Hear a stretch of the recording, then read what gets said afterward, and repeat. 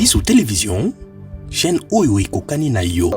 Nazalaki na kati na kosambela Nzambe, Nzambe mokeli ya milimo ya bato. Ameminga na molimo, Nzamba meminga musika makasi. Nazali ko se retrouver bipai moko oyo namoni mabelete. Namoni banzetete, namoni loboko mwe meminga musika makasi. Pambola. Longwa na canapé siko vandiwana. Te bakiso bazo peso na minganga ekosa le lokote. Zamba telemi singa pona problème na yo. Et na lingina pesa o siko yo méthode mususu bien aimé dans le Seigneur. Et y a un problème ko na sena moy. Et kangi ba vie ya bato ebele. Et kangi mabala. Et kangi kobota na épanouissement ya bato. Ba benga go phénomène mari et femme. Autrement dit, des hommes spirituels. Yaya. Vous allez belé beaucoup de l'émission de partout na pesi bino mbote. Mbote, balanyo c'est à Chebiso TV. Oui, mais là mon émission na bino réponse à nos questions. Yande ko na pesi moyini nanga mbote, moyini mbote, moyini bonjour, moyini nanga bonsoir. Shalom. Père de Dieu Tikanzambe na bikamo apambola bino de partout esika bozali. Ezawa bino révérend prophète Steve Okoka. Tolingaka mingi koleka na ba chaîne te. C'est bon? Ok. Shalom, shalom, peuple de Dieu. Tikanzambe oya keli likolope na se apambola bino.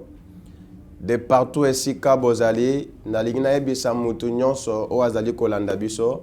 Nzambe oya keli likolope na se apambola yo. Yambo na pesa batu message oyo Nzambe na bikama pesinga. Nalingi to sambela esika ozali. Nzambe na bikamwa yonde mokonzi ya milimo nyonso. Na pamboli moma oyo kitoko na saloboko na yo. Yawe tikete mutu nyonso akozwa libaku ya kolanda biso. Tika Nzambe okende kopambola ye. Na lobaka tango nyonso yawe olemba na ye lokote. Na telemeli oyo nyonso eza yote. Na nguya na Kristo mokonzi oya kufa pe ya sekwa. Petolo bibongo amen. Bien-aimé, tika Nzambe na bomoy apambola bino. Bipai nyonso bozwami bino, Nzambe na bomoy apambola bino. Na ebisaka bato tango nyonso tolingaka chaque fois kolekaka na média pambate. Parce que un prophète de Dieu a un message de l'Éternel. À chaque fois que prophète a koleka na média, a koleka po apesa bato l'insi de l'Éternel. C'est pourquoi tozwaka tan ebele. Enfin que toleka na ba chaîne na télévision tango tokoleka topesa bato l'insi de l'Éternel. Yango je m'aimerais de partout ici katozali. Ozana mwana ebisa mwana tika makelele. Ozana papa boyoka message oyo Nzambe apesi bino. Bien-aimé dans le Seigneur. Nazalaki na kati na kosambela Nzambe. Nzambe mokeli ya milimo ya bato. Ameminga na molimo. Nzamba meminga musika makasi. Nazali ko se retrouver bipai moko oyo namoni mabelete. Namoni banzetete. Namoni loboko mwe meminga musika makasi. Nzamba bandi koloba na ngai. Alobi mosali na ngai tala. Na bandi kotala. Na bandi komona bato bako kima mbango bakasi. Bato bako kima mbango tellement. Na tuni yawe Nzambe pourquoi bato bazo kima mbango? Samba ebisinga. Bato bako kima mbango pona nini? Bazana posa ya Nzambe na se révéler epana bango. Et puis Nzambe ebisinga bibaluka na gauche tala. Et pendant esika tozalaki bato ebelete. Tozalaki na bato misatu. Mais bato misatu wana balataki de tenue blanche, ba robe ya pembe. Et je me suis aussi retrouvé na kati ya batouana, moi aussi également na lataki tenue ya pembe wana. Et Nzamba bandi kotali sanga. Na bandi kotala, na musika, na moni bandaku 6. Na bib Seigneur, pona nini bandaku 6 oeza musika kuna Nzamba ebisinga. Tala malamu nini yango bakomi na bandaku 6 wana. Na kati ya bandako ndako ya liboso namoni bakomi stérilité. Ndako ya mibale namoni bakomi fécondité. Ndako ya misato namoni bakomi des cas difficiles. ndako 4e ndako namoni bakomi hôpital, 5e ndako namoni bakomi ba malade incurable, 6e ndako namoni bakomi pauvreté. Natuni ya wenzam pourquoi okotali sanga makambo o zamba ebisinga boy natali sur makambo natina parce que nana posa ke libambo libota na nzambe babika bikama na nzambe zamba ebisinga boy. La plupart batu ba ko souffrir makasi batu ba na problème ba ko za solution te et puis zamba ebisinga boy batu nyonso oyo bakoyoka mungongo na ngai o bako sala o nga nzambe na lobi peu importe le problème na bango ngai nzambe na kopambola bango. Bien aimé dans le Seigneur na ebisaka batu tango nyonso problème na yo et koleke la docteur mais koleke la nzambe te.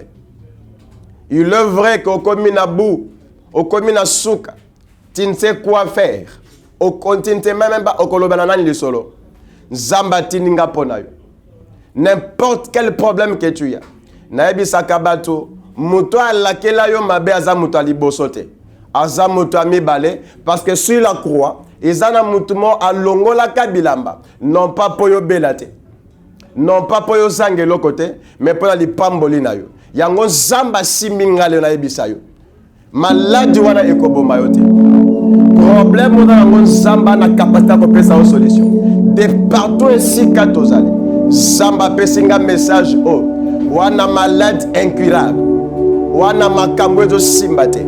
Bien aimé dans le Seigneur yo mutu de partout ici kaozola nangai mais quand nzambe na biso ana capacité à restaurer et avant yo benga biso bien aimé na lingo zo tanga ko sambela naza prophète na linga te mutu abenganga à la hâte.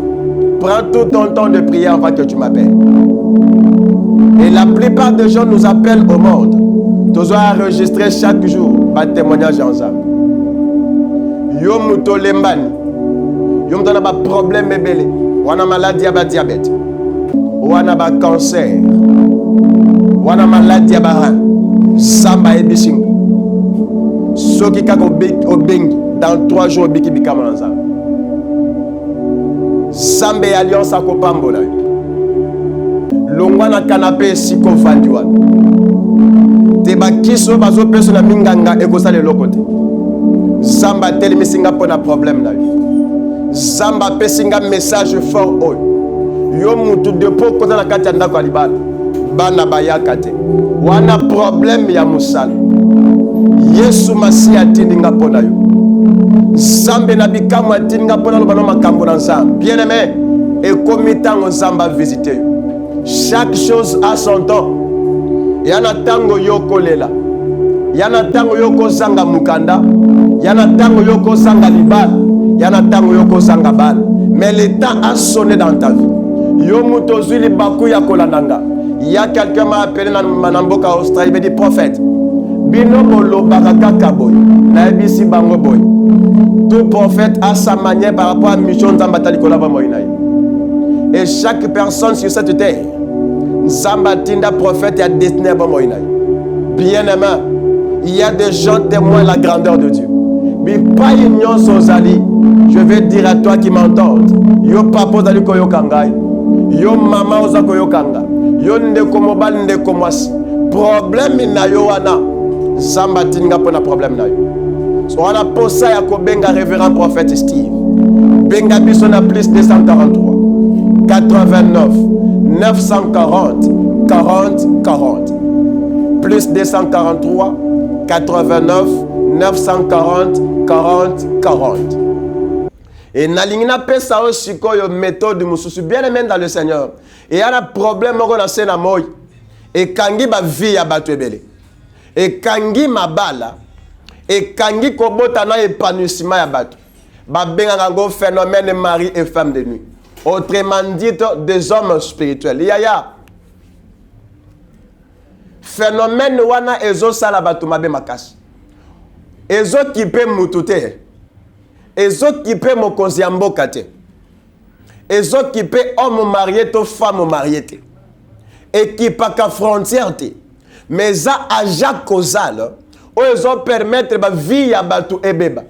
oko remarquer mutu ana kati na pongi na ye ma ako sangisa nzoto na mobali amoni albité et salima bon et tu vas remarquer de genre de personnes babika kabika manazambe te azoluka esengo mais esengo ezoyate batu ya bongo babengaka ba malade ba incurable malade lokolo ya sida lokolo ya cancer lokolo ya bara ba infection esila kate eza phénomène moko terrible oyo ekozangisa mutu qui met tout le reste de ta vie nayebisaka bato okobokola mutu mosu na ndako na yo mais kolinga te bien aimé dans le Seigneur na kati ya bomoi na yo obika phénomène wana okoremarke ozotourne esika moko tout ce que tu es en train de faire ne progresse pas nzambe atindinga mpo na yo et quand tu vas nous appeler tokoyebisa yo na origine ya mari to femme de nuit tokoyebisa yo esika euta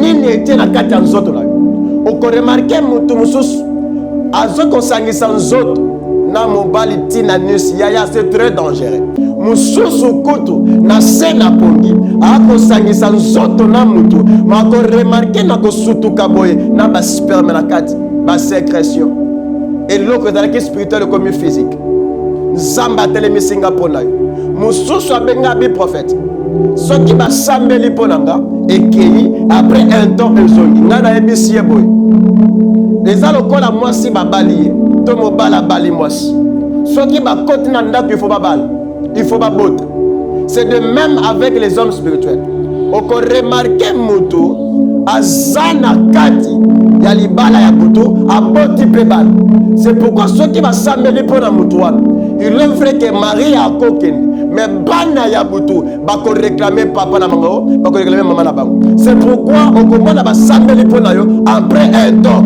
au rêve de même chose nzamba pesinga formule ya kosambela mpo na yo de un toko banda koboma les ambana ya butu en fait on a de l'autre délivrance malade et quand on va prier pour toi biloko nyonso ya bomo ina yo nzamba ofungola yo yaya kobangelo te Yesu Masiya na posa na yo nzamba linga kangola bomo ina yo nzamba linga visiter vie na yo vie ozobika eza vie na yo te ba phénomène ozobika nango eza ba phénomène yo komisa nango te yaya koloba teke nasina misa na vie oyo ya mobali osoka ye yufaken mobali osoka ye yufaken nayebisaka bana nga nyonso derrière tout ça tu as un esprit nzamba telemisinga mpo na yo toana ba fardo ya bato o tosambela nzambe mpo na bango na pamboli nzambe mpo na mwana nanga edoximang na États-Unis tika nzambe na bikamwa pambola yo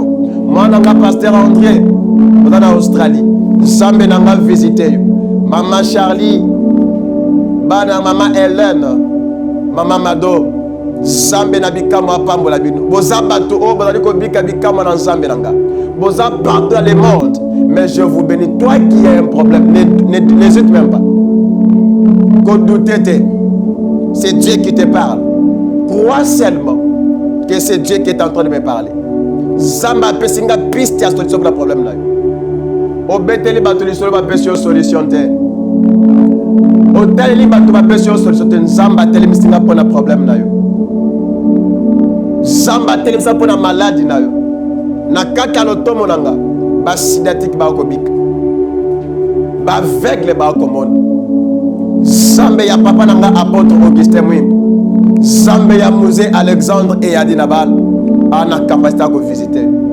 il lui suffit tellement bien aimé dans le Seigneur obenga biso toko orienter yo toko sambela nzambe mpo na yo mpe nzambe alobaki na nga mutu nyonso oyo akoyoka mongongo na ngai atosi maloba na nga peu importe problème na ye nzambe na nga kopesa solution de partout esika ozali oza na hôpital benganga nzambe akovisite wana problème oyo esilaka te nzambe na bamoyo akopambola yo de partout esika ozali wana lisungi ya prière ekopesa solution prière ekopesa yo réponse ata makambo oyo umela osala 10 ans 5 ans omona bikama na nzambe te nzambe atelemisinga mpo na yo et quand tu vas appeler okobika bikama na nzambe bipai nyonso bozwami tika nzambe nanga pambola bino wana posa to sunga yo wana problème ya sida wana problème ya diabète wana problème ya rein wana problème ya mari to femme de nuit makamne simba kati zamba yebisinga na intervalle ya une semaine Dieu va te faire quelque chose yango pozwa biso okobera na plus de 143 89 940 40 40 na pesi mbote na papa Chic Mukadi na Nata Mukadi tika nzambe na bomo ya pambola bino na pesi batu nyonso babone nyonso a biso nzambe a visite bino nzambe a pesa bino odela makanisi na bino nazo sambela nzambe na bomo nzambo na kabela bolenge na ngai na pamboli bota na yo tika bipai nyonso bazwami nguya ya molimo na yo mokonzi ekokemela bango babika bikamwa na nzambe ipete wo yipide klestante libikante lo de wo yipad iglara bakanshi brite lo de wo yipid au nom de Jésus-Christ amen tika nzambe na bomoy apambola bino bye bye que mon Dieu vous bénisse merci beaucoup.